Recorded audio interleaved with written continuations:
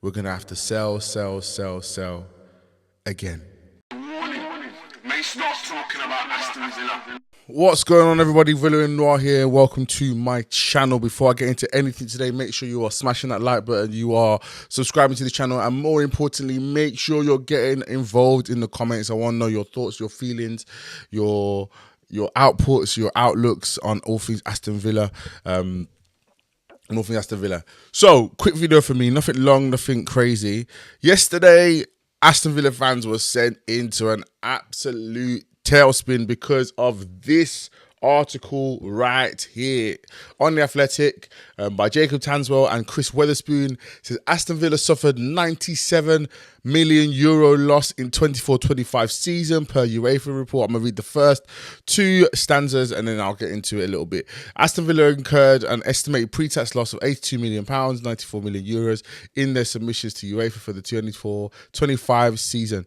The account marks a third successive year Villa have lost money after posting a £120.3 million pre-tax loss in 2022-23 and £85.9 million deficit following in the 23-24 campaign. This takes Villa's losses across 3 years to nearly 290 million. This sounds grave. This sounds like we're going down the drain. This sounds like we are in problems, especially because we know UEFA had some restrictions put on us. We had to make some deal with UEFA last year. We had to pay some sort of fine. We were in trouble with UEFA. You know, everyone keeps talking about PSR, not realizing that PSR is a Premier League metric and UEFA has its own metric that we were failing in. Now, PTSD, Aston Villa fans. PTSD is a real thing. And many fans, many Villa podcasters, many Villa commentators yesterday were saying the same thing. We're going to have to sell again. Just like we've done the last few years.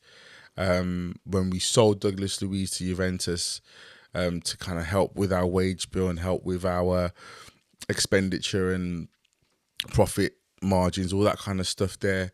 And obviously with that, the first person we think about is Morgan Rogers, because we know that at this point, after this season, after the last two seasons, he will be hot commodity. You know, I can imagine him going away to the World Cup and having a really good World Cup. So his price will probably never be higher than now.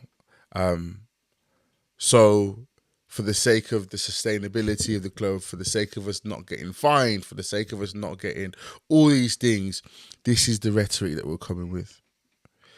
And to be honest, guys, if it came down to it, we would have to sell him. Don't want to. Really don't want to. But we kind of would have to, which is frustrating. However, this morning, I woke up and saw this video again. I'm going to shout him out. Adam, the CCO, dropped a video this morning trying to give a little bit more of an understanding about what this article means, what's the breakdown. Now, I don't know if he's an accountant, but he has a lot of knowledge. I am not an accountant. I don't know all the ins and outs. And there still are questions that I have about why are our losses so high? Why are we still breaking these thresholds? But he did a video. I'm going to encourage you to go watch the full video. I'll play about a minute or two of it. And it sheds a different type of light on the information that's been given, which may mean it may not be as grave as we think it is right now. Aston Villa fans, I bring you some good news because there was a little bit of information that no one seems to be speaking about in these reports of 97 million euro losses from UEFA. And it's great news, in my opinion. On probably everyone's opinion, because UEFA said that these losses did not include the £130 million or euros of non-recurring profits. And now in my SCR video that I did a couple of weeks ago explaining everything about it, I explained that we needed to make at least £25.6 million profit after add-backs for PSR. I'm going to explain that we actually made a lot more, how this works, and what it means. I've done away with a spreadsheet, as you can see. I've done a little diagram this time because I'm sick of people calling me the spreadsheet guy. So, in 22-23, we made pre-tax losses of £120 million. It was huge. Now, add-backs, to remind everyone who hasn't seen my videos before, add-backs include things like money spent on the academy, money spent on the women's team, the community, and infrastructure. That doesn't count towards PSR. So when you take this off this, it lands you at £94 million of losses. And reminder, you're only allowed to make £105 million across 3-year periods. You've got to stay within that. 23-24, £85 million pre-tax losses.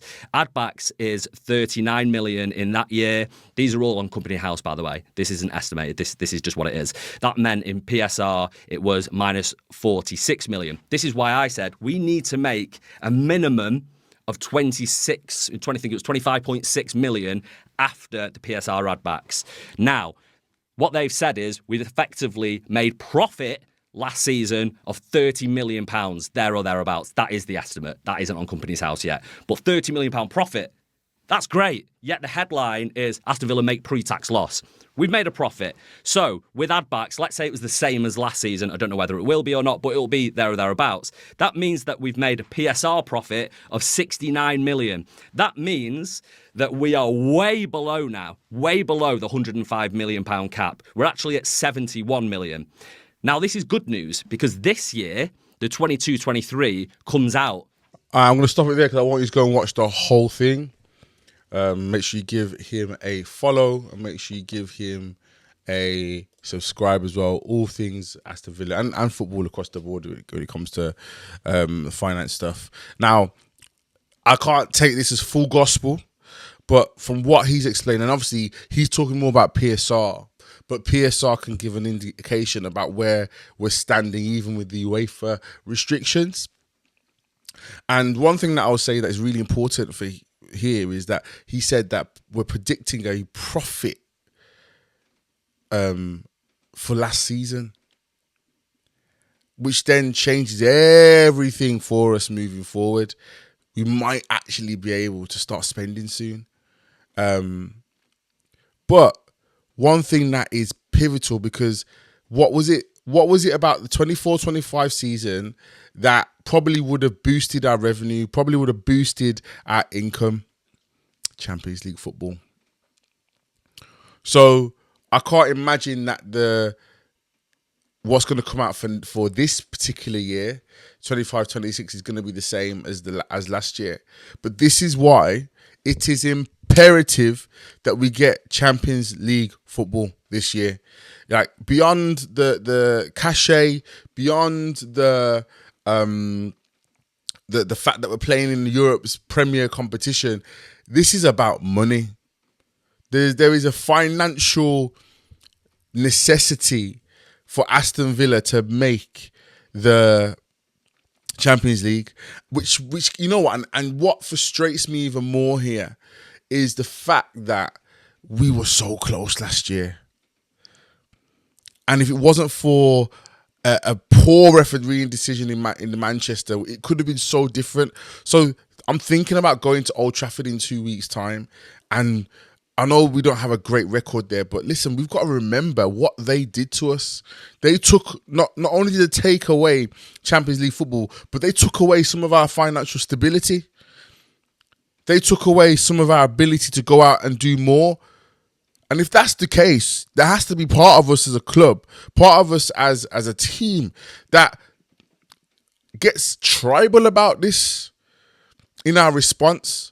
So, as I said, it may not be as gloomy as we did think. Again, go back and watch Adam's video, right? The full video gives a great breakdown. However, it doesn't negate the necessity for Champions League football. And tonight, when we play Wolves, this is a must-win game. This isn't a half. Listen, must-win game, because them Chelsea boys are coming, then United boys are coming, then Liverpool boys are coming, and we've been dropping off. If we don't get 4 points today and Manchester United go ahead and win on the weekend, they're either going to be they'll pass us. They'll pass us because their goal difference is better than ours. We need to keep the distance. And after this weekend against Wolves, after tonight against Wolves, Chelsea, Man United back-to-back must-win games. Because Champions League, financial stability, the financial sustainability of our club is actually on the line here. So let's go. Let's go. Let's get behind the boys. Wolves tonight. Catch me on the catch-up later on this evening, 6 p.m. And then watch my watch-along at 8 p.m. And as always, you know what it is at the Villa. Peace.